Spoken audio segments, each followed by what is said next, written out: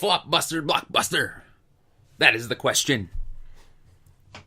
Well, with summer being over, pretty much now, it's cold outside, and we decided we're gonna keep reviewing the Flopbuster blockbusters of the summer.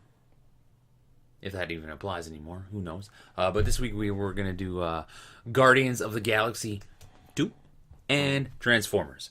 So we'll start off 5. Transformers. Who knows how many numbers it's been? It's a lot. It's a lot. So Guardians of the Galaxy. Well, I remember watching the first one, and I think it was the Super Bowl Sunday a couple of years back, and I fell asleep during it. So I watched the second one. I actually enjoyed the second one a lot more, obviously, than I stayed awake for it. Oh. So I was able to get through the whole movie without falling asleep, and I actually enjoyed it. Wow. Particularly the character. What's his name? That Batista guy played. What's his name? Drax. Yeah, Drax. Yeah, Drax. I thought he was funny. Yeah. He brought the comedic element of it for me. Yeah, no. He brought that. I enjoy the characters. I did not actually like this movie. When me and the missus, we watched the first one, we actually went to the theater to go see it. And the first thing she wanted to do once we were out was go buy the soundtrack. Yeah. Right? The soundtrack had that much of an impression upon her. And I enjoyed the soundtrack. I'm not a big fan of the classic music that they use in it. And so we went and actually bought the soundtrack, and we're listening to it in the car. And so we're like, okay, we're expecting good music out of this one. And it starts off with a shitty song.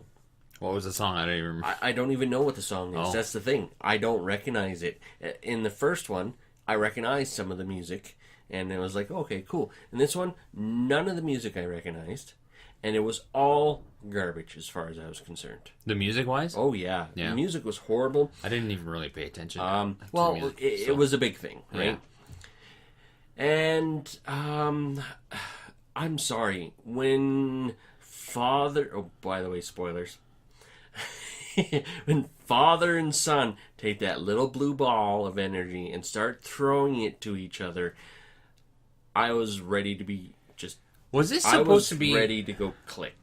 What's this? That was just the most horriblest piece of shit that I've seen in a long time.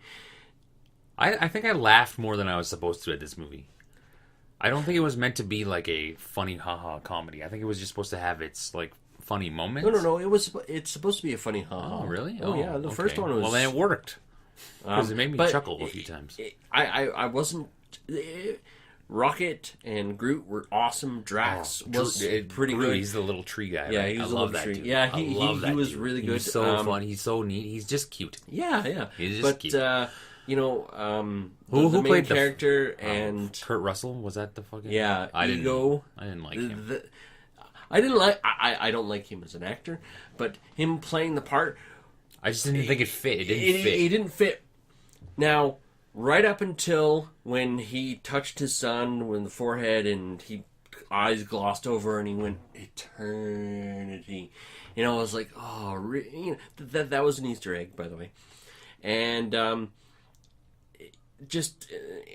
once he started going, oh, I planted all these seeds and we're going to make everything all one. Once he became the bad guy, the movie picked up. But up until there, what the... I think I just remember the funny parts. That's what I remember the most from it. So maybe the movie, it wasn't too memorable, besides the little quirky funny things and the little dude being cute. That's really what I took away from it. Like the Dave Batista. Yeah, I thought he did a really good job at playing the character that he did. Those were the highlights of take what you will from it. When they first introduced him, it's like, okay, Batista, and you know what, they played him to the part that he knows how to play. The big dumb guy. Yeah, and he played it really well. He played perfect. Yeah, so good. Like casting, it wasn't that bad. Kurt Russell didn't fit. I just went, why was he in this movie? Well, you should have picked some. To me, it should have been somebody else. Just somebody who would have played it better. I just didn't like him. Throwing in cameos for the sake of cameos is not the way you should be making a movie. Did this one do well in theaters? It was. Really fucking look up. No, this was the Blockbuster. Oh, All right. This one actually, the third or fourth highest grossing movie of the whole thing. Oh, really? Okay. Right. So I was actually really disappointed with this one. If I'm gonna watch, I was neither disappointed or really excited about it. Probably because I went in with lower expectations because of the first one, so it surpassed my expectations. And I was expecting a lot out of this one, honestly, because it's like Marvel movie, it's Guardians of the Galaxy 2, but it just failed to deliver what the first one did. I know, more character. It definitely didn't deliver what the first one did for me. I stayed awake. Maybe it just had to do with the fact that the father thing. Maybe, right? I would check it out. I would watch it. You're gonna watch it just to watch it, probably because it's like one of them. In the grand scheme of things, it was something that if I'm gonna watch one or the other, I'm gonna watch Guardians 1. Honestly, I'm gonna go back and watch that one. I'm never gonna watch these two movies again. Well, maybe when I'm like 70, I'll be like, oh, I remember this movie. Because sometimes we, being a little bit older now, I look back at movies and I go, oh, I remember this movie, and I watch it, like Back to the Future. I love those ones. The next one, Transformers. Yes. Is this the flop then? This was the flop. This was a domestic flop in North America. It did not do as well, but the Transformers series does really, really well in China and in the world as a whole. So it was one of the higher grossing ones. Like globally. But domestically, it was a very... Yeah, domestically it wasn't the best movie, but globally it was. So they're going to make more because of that aspect, because they're selling it to me. China. It felt like it had too much robot. I know that sounds weird because Transformers are robots. It's all about robots, but to me, I felt like there was too much robot. For some reason, I don't know. I was watching it and I go, "There's just too much robot happening. Why do I feel like there's too much robot?" Because I don't recall in the first few. There's more people. I guess maybe it's just the evolving of the story. But I have no. But to me, I was just like, really. Yeah, I got no story. I didn't. It was just robot CGI. It was CGI. I was like, what's going on here? This is where a lot of the disconnect comes from for me. So you have that little robot, its moment to shine, right? And it had to go take out this big gun. By the way, spoilers. It had to go take out this big gun that was holding everybody back, right? So this thing goes, okay. And it goes, all of a sudden it's there. Fine, whatever, you don't need to show it getting there. And it goes up to this motion sensor weapon, right? And it looks at this motion sensor weapon and it goes, right? And then all of a sudden the big gun blows up. And it's like, what happened? How did it blow the gun up? It was looking at a motorized turret. And then the big gun blows up. And it was just like, that's how the whole movie was. It was just like, chop, next scene, chop, next scene, chop, next scene. Yeah, there was no real flow to it. Yeah, I got that too. I was like, what is happening? Why? What? Yeah, exactly. How did these robots get over here? What? Huh? I found there was a huge disconnect between everything in it. Like, I haven't really enjoyed much of. Sorry for cutting you off. I haven't really enjoyed much of the Transformers series. The first one was cool because it had Megan Fox in it. The second one was good. I think once they got rid of Megan Fox, it started to suck. Witwicky, that guy. Once they got rid of him, I found the people were a lot better. But they always have to have the action star and the hot chick, and they have to have the robots, and this, the butler guy just didn't do anything for me. Did I enjoy it? Sure, but it wasn't like it was a good action movie. But it felt like chaos. Yes, Michael Bay does large scale action scenes really well. And from the whole movie was just a jumble of stuff, but once the army gets involved, once the fighting starts getting going, once the Transformers start kicking ass, I found it that's when it solidified and actually became really cool to watch. You know, when the visually, yeah, it was you know, when the Transformers plane was going up to Cybertron and the F-18s are flying in, or F-35s, whatever they were, the cool jets, flying in, doing the dog fights and stuff like that, and they had to drop the helicopters into this place and start doing this and start doing that. You know, the military aspect of it, like, you could tell this is his fetish. Yeah.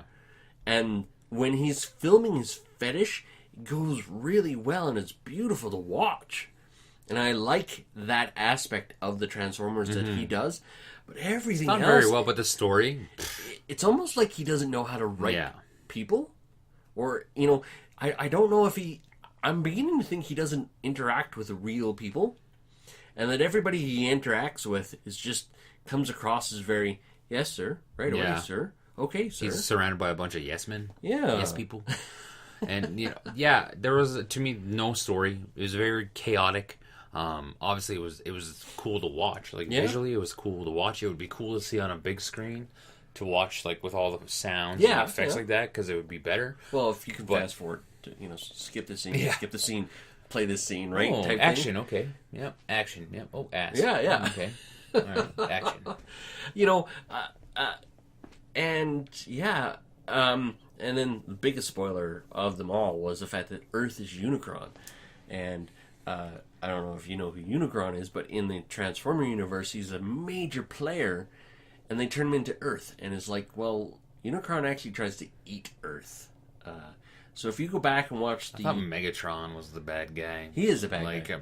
But that's the thing. The Megatron in this one was just a bit player. He wasn't really anything. Yeah. And well, that's the thing. Like when you like Optimus watch Prime the first was one, a bit player. When you watch the first one, to me, like I remember watching some of the cartoons and seeing some like, and I remember like the Bumblebee, Megatron, Optimus Prime, all the names you could see. But now I'm like, all the robots kind of look the same.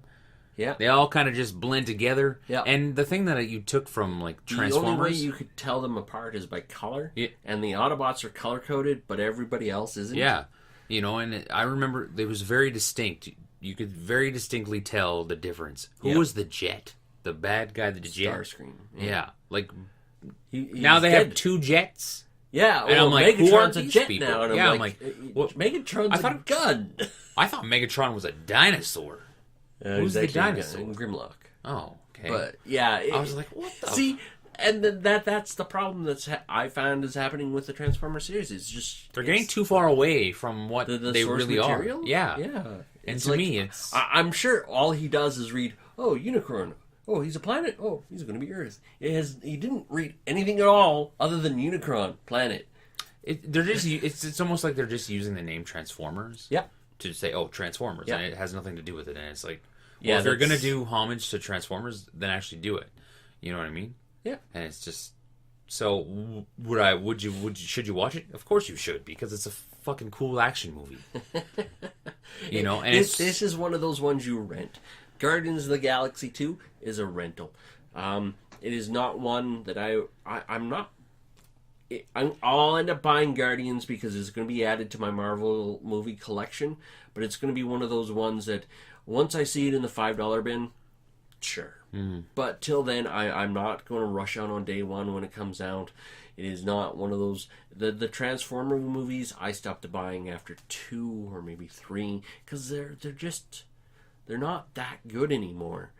And it's not that much fun. They're fun to watch because... It's not fun to rewatch, you know. Like it's sometimes, not fun to rewatch. You know, sometimes you have like movies that you're like, oh, if I'm bored, I'm just gonna throw this movie on because I like it.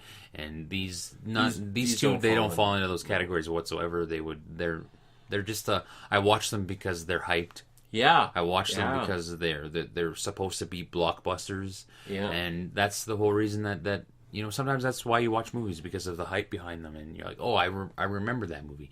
And very rarely do these, to me, like they very rarely come out and make me go, yes, that was really, really good. Wonder Woman, big hyped movie. Yeah, I watched it and it was like me. Whatever. Yeah, exactly. It was whatever. It's the same with these movies. Yeah, they're just hype behind them and nothing. Okay. Yeah. So there we go. Those are the movies of the week. And tune in next week. We got a couple more. That's right. Flopbusters for you. And don't forget to like and subscribe. See you later. See ya.